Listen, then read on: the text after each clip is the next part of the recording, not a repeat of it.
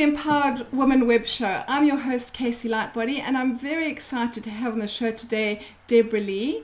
Deborah has just recently been named on the Forbes Top 20 Women Social Media Influencer list, and then just 2 weeks after that she was named on the Forbes Top 50 Global Social Media Influencer list. So she's done amazingly well. Her claim to fame is Twitter. She's got over 139,000 followers on Twitter. Now, Debs, welcome to the show. Hi, Casey. Thank you for having me. Pleasure, pleasure. Now, I'm sure that some of those followers are from Australia, I hope. Indeed they are, yeah. But for those who don't know, can you just let our listeners know just a little bit more about you and your background? Okay, sure. My life changed dramatically 9 years ago when my son was born, as most women will attest. That tends to turn everything upside down. Absolutely. Up to then, I'd been working in London in business-to-business sales, which was something that I loved, enjoyed very much. But obviously, when Ben came along, I was conscious that the 6 a.m. starts and the 8 p.m. finishes weren't really conducive to being a mum. And so I decided to become self-employed so that I could be flexible for him. Fantastic. And in a bid to get my business off the ground, I came across social media and Twitter. And also having relocated to Lincolnshire, which for people who don't know the UK very well, is a very remote and rural part of the country compared to London. It was Twitter that I used to really kickstart my work and to make contacts. And, just generally spread the net out there. And as I got more and more into it, I realised actually social media was such a powerful tool for everybody, not just people engaged in social media activities, but any sort of business. So that's kind of it in a nutshell, if you like. Fantastic. The story evolves day by day. It's a never-ending journey as entrepreneurs, isn't it? Yeah, it's a good one though. Yeah, it's a good road to be on. Absolutely. Well, actually, that was going to lead me on to the next question. So you've made the leap, Debs, from employee. You said you worked, I think, 16 years B2B sales, was it? Yeah. Yeah. And then you took the big leap into entrepreneurship. Now, a lot of women entrepreneurs, I'm sure, can attest to that, to the fact that they suffer from these limiting beliefs that really stop them from getting to where they want to go and what they want to achieve in life. And is there a single experience or lesson that you've learned as an entrepreneur that you can share about overcoming these beliefs and being able, that are actually limiting you from achieving what you want to achieve? Has there been any moments that you can kind of think of? Lots. Lots, I think. I think we, as women and human beings full stop, we have, these niggling voices that will be in the back of our minds going, you know what, you can't really do that. And when it's interesting, because when I was in business-to-business sales, the 6 months leading up to becoming pregnant with my son, I had phenomenal success. I closed something like £3.5 million worth of business, and that was across about 5 or 6 projects. And yet there was still a little voice going, do you know what, you were lucky there. But how could I be? But I think we always think it's down to something else, our luck, our fortune, all the good things that happen to us. It's actually down to something else and not our own efforts. And I think, we need to stop doing that to ourselves, because we're just doing ourselves a disservice. And I still get it day in, day out. I still get it, I don't know if I can do this. But occasionally, I think the Forbes list really helped me, I've got to say, really helps.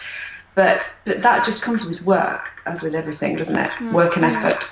Yeah. And I guess, what I tend to say is it's just putting yourself out there. It is scary, but it's just taking that first baby step and then kind of rewarding yourself for the achievement and even if it's a tiny little thing that you feel that you've achieved, it's just putting yourself out of there just a little bit at a time, and then 6 months down the track you kind of look back and think, oh wow, I actually did achieve this much, and it gives you that kind of confidence to keep going. I think that's right. Too. Yeah, absolutely. Really helps. It is. It's just keeping the momentum going, I think. Yeah.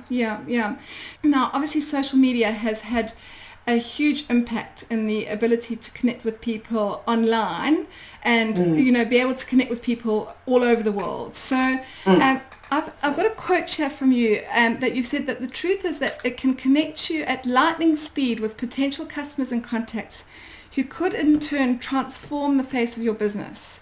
Yeah. I know this to be the case because it happened to me from a remote countryside base. So, Debs, can you tell us a bit more about how you've connected with people and built these relationships online using Twitter specifically? And given that our listeners are based in remote Australia and beyond. Okay. Well, the great thing about any social network really, but as you say, in my case, it's been Twitter for the most part, is that you can search based on locations. Now, it's when I moved up to Lincolnshire, not only was I starting a business from scratch, I also didn't know anybody. But what I did, interestingly enough, because I love connecting with people around the globe. For me, it's just fabulous that 10 years ago I wasn't doing it and now I can. I can just switch my computer on and I'm talking to you. It's brilliant. But what I can also do is, if I want to make more contacts down the road in Lincoln, which is the city about 10, 15 miles down the road, very nice if you want to visit at any point, by the way, is I can do that. So I can make local contacts too. Because I think, whilst it's great to talk to people online, it's also nice to sort of go and have a coffee and a chat with somebody, doing similar sort of work to yourself. So that's what I did. And I tried to sort of balance it, but I find mostly my contacts are global. But I do know lots of people locally, and that's all been through Twitter as well. And that's all been connected through Twitter. That's amazing. That's really good.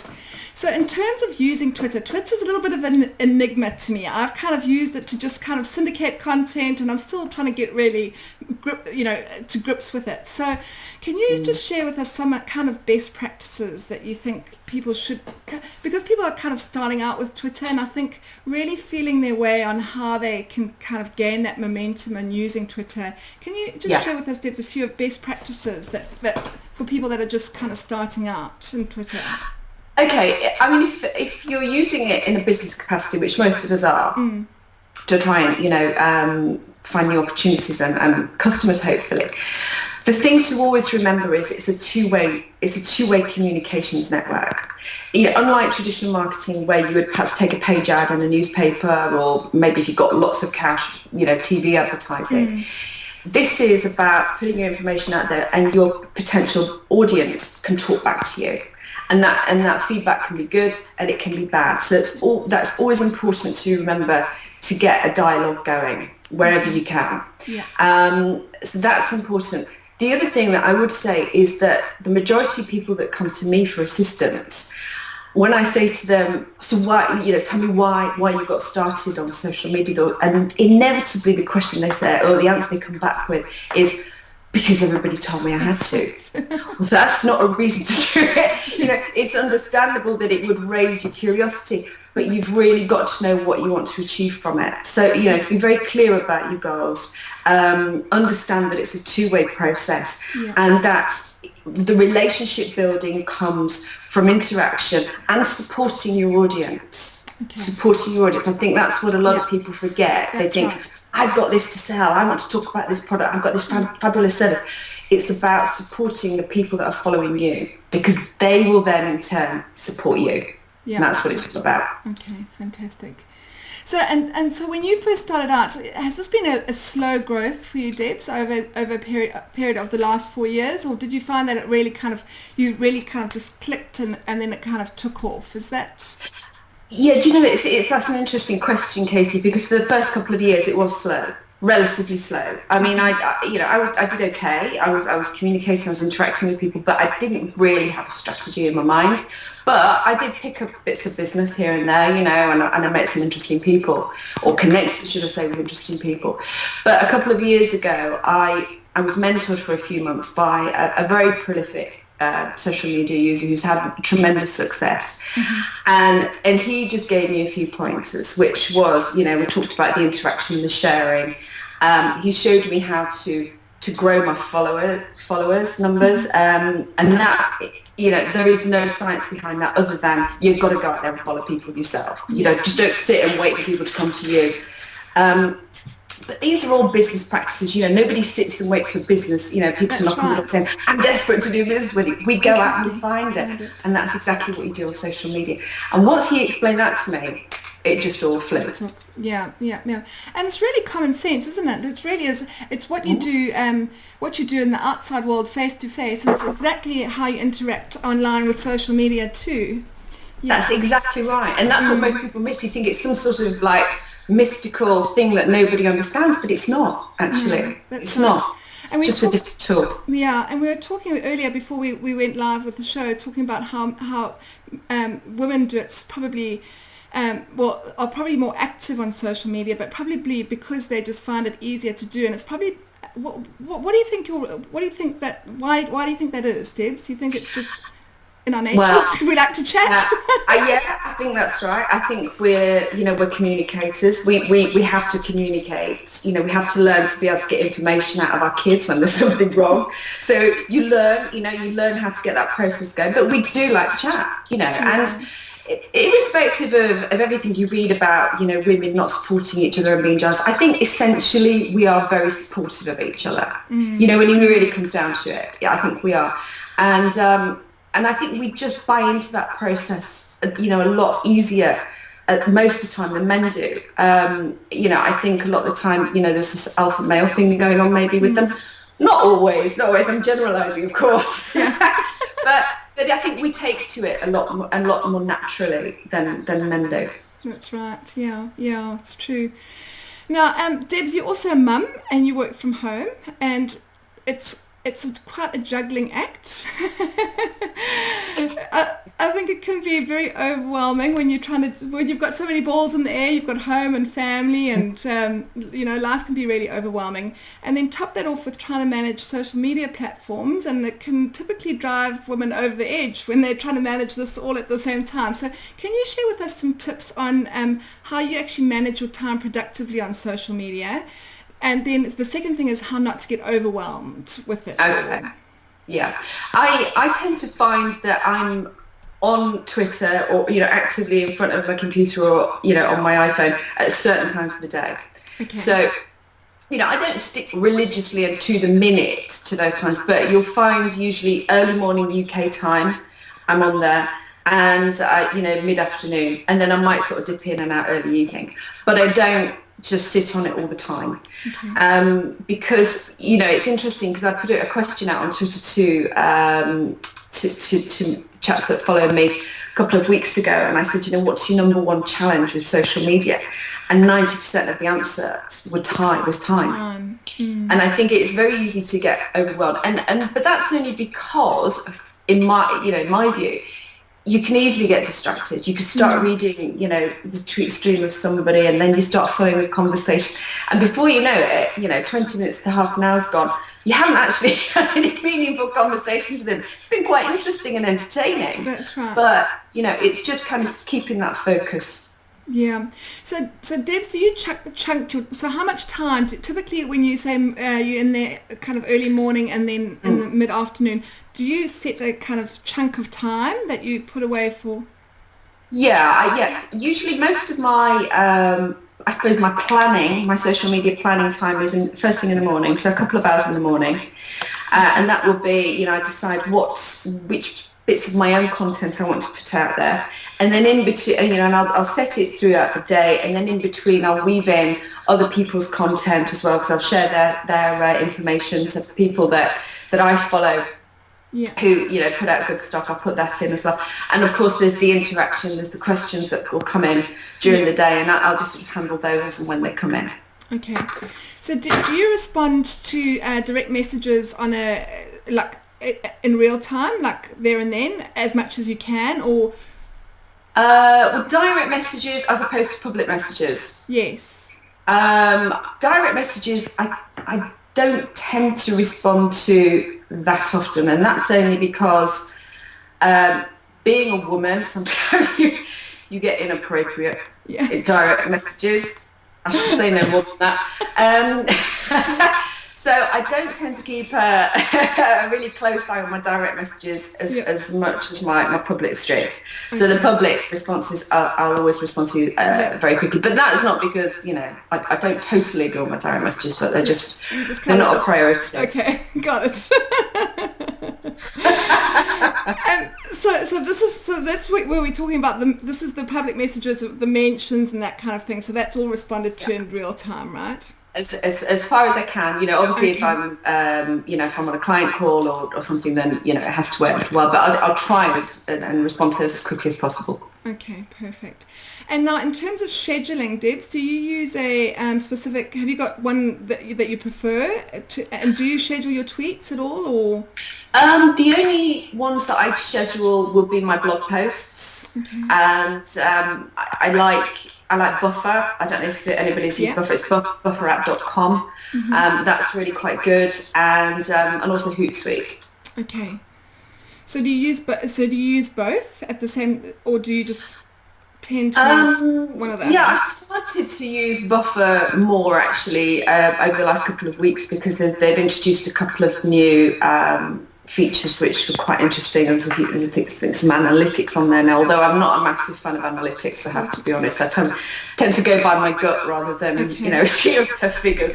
But but also I use Hootsuite as well on an ongoing basis. Okay, perfect. So chunking time and then obviously responding to public messages as much as possible in real time, and then scheduling stuff that's pre-scheduled content and that kind of thing. Those are kind of okay, perfect. So, Debs, changing the topic slightly now, working virtually is becoming more and more popular, I think. And I know obviously that you work from your home office. I work from home too. I love the flexibility and freedom that it brings, that I can work around the kids and I can, have them at home with me in the afternoons and things like that. And then I kind of work my hours around that, and I love that. But it can also be a major challenge in terms of distractions, I think. And so how do you balance family and your business working from home? Do you know something, Casey? I think I've worked from home for that long. Just get on with it. Yeah, I mean, even before when I worked in business-to-business sales, I would always have a day at home every week. And so, I think my first day working from home would have been probably, I don't know, getting on for 25 years ago, to give you an idea how old I am. So I kind of have just got used to the fact that, if you sit watching Neighbours, as it was then, you're not going to get an awful lot done.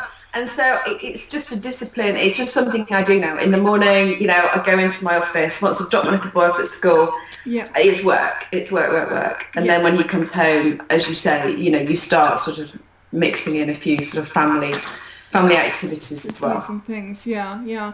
I'm really bad at turning off as well. It's kind of, because it's inside the house. I kind of sneak in here to just check the quick email and things like that. Do you struggle with that too, to be able to switch off? And I find it a nightmare, and it's all down to this thing. Yeah. No, I put mine in the other room today. Oh no, I can't put it in another room. No, I'm sorry. Oh dear. I think you're absolutely right. All joking apart.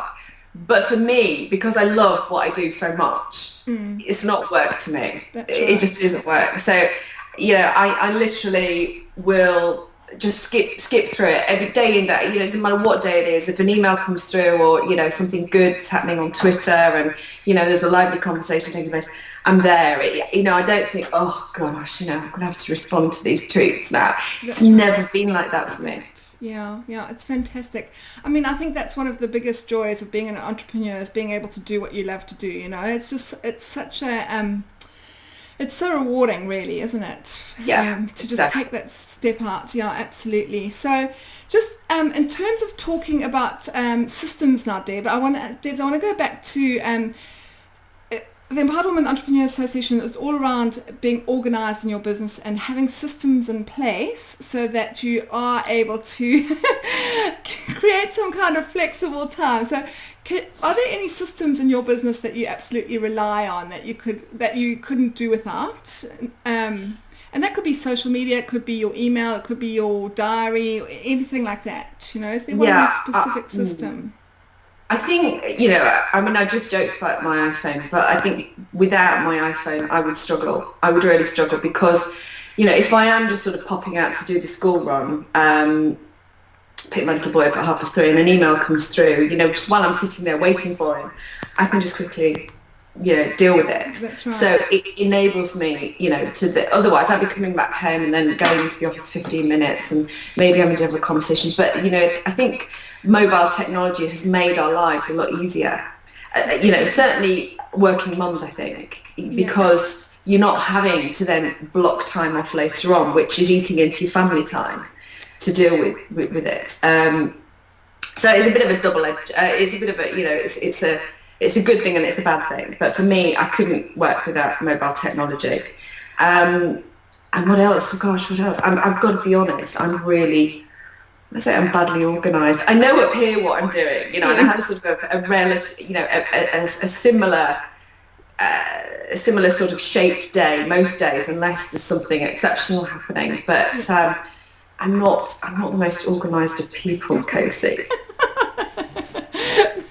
Well, I think there's so much on the go all the time that I think to try and be organised, it is really difficult. It's a challenge for every working mum, I think, you know, is to try and be organised. I'm in awe of women who can do it. I really, you know, you walk into their offices and it's pristine and there's, you know, oh gosh, you know, I'm very careful to point my camera in this direction because if you saw what was happening over there, you wouldn't be quite so good. I love it. So Debs, can you just talk us through a typical day? Have you got a typical day? You said it's not that different. Do you have a typical day? You said you mentioned that you spend a couple of hours on social media to start your day off and that kind of thing. Yeah. Have you got and you know, I've interviewed a few other people that talk about chunking their time. So, you know, they have a specific day. I interviewed Jamie Tardy from Eventual Millionaire, and she said she's got one day that she sets aside, or maybe a couple of days a month that she sets aside, and that's when she does her interviews, and she knows that on that particular day she's going to, you know, do her 2 or 3 interviews for the day. Do you have anything specific like that in terms of structuring your days?